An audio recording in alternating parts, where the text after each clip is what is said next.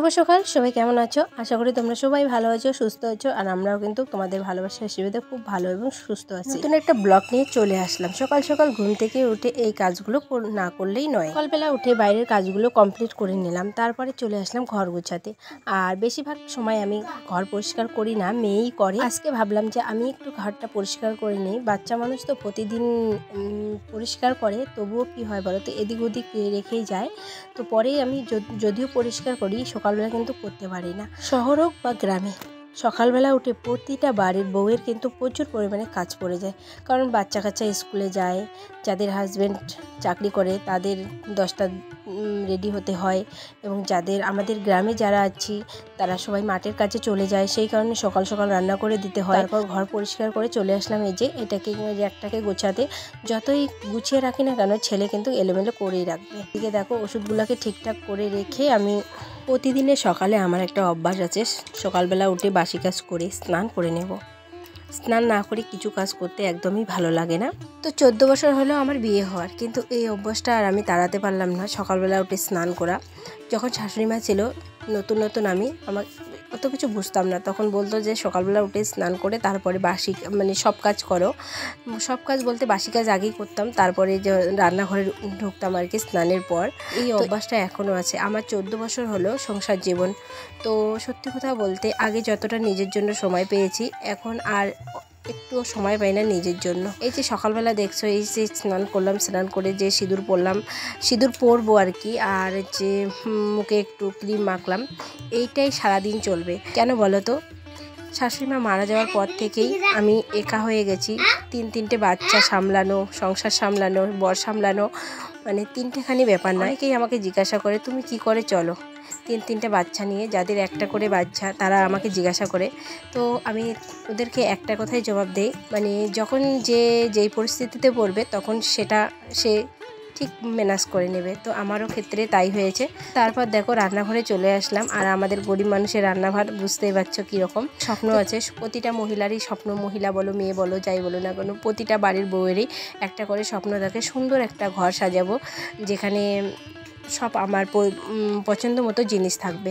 কিন্তু কি হয় বলো তো, সবটা তো তুলে করে ওঠা সম্ভব না। কারণ তোমরা বুঝতেই পারছো যে একটা মানুষ আমাদের ইনকাম করে, আমার হাজব্যান্ড, আর আমরা হচ্ছে 4টা মানুষ বসে খাই। ছেলে তো অনেক ছোট, মেয়ে দুটো পড়াশোনা করে, পড়াশোনার খরচ, টিউশনের খরচ, মানে অনেক কিছু আর কি।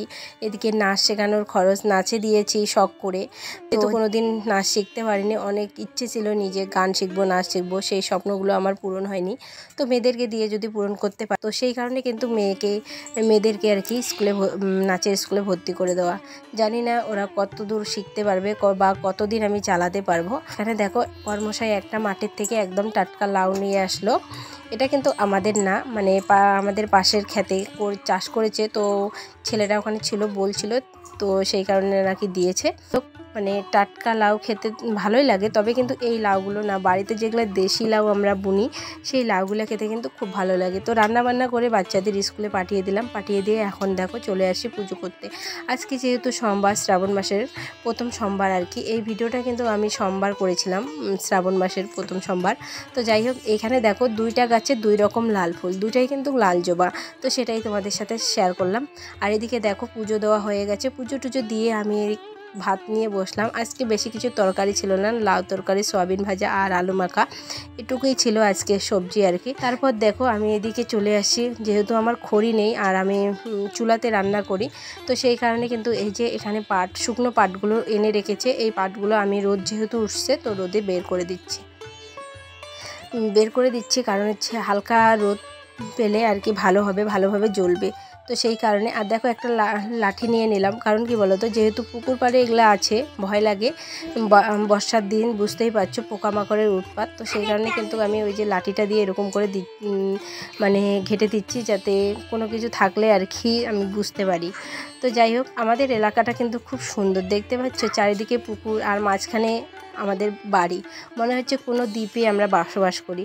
আমাদের চারপাশেই কিন্তু পুকুর আছে, আমরা যেখানে বসবাস করছি, পূব, পশ্চিম, উত্তর, দক্ষিণ যেদিকে তাকাবা শুধু পুকুর আর পুকুর, মাঝখানে আমাদের বাড়ি।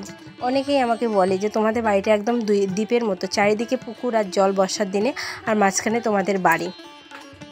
তো যাই হোক, এই চালটা কিন্তু আগে ছিল না, এই চালটা আমি নতুন করে বরের কাছে বানিয়ে নিয়েছিলাম। যেহেতু আমাদের ঘরের চালটা ভেঙে গিয়েছিল, তো সেখান থেকে কিছু ভাঙা টিন বের হয়েছে।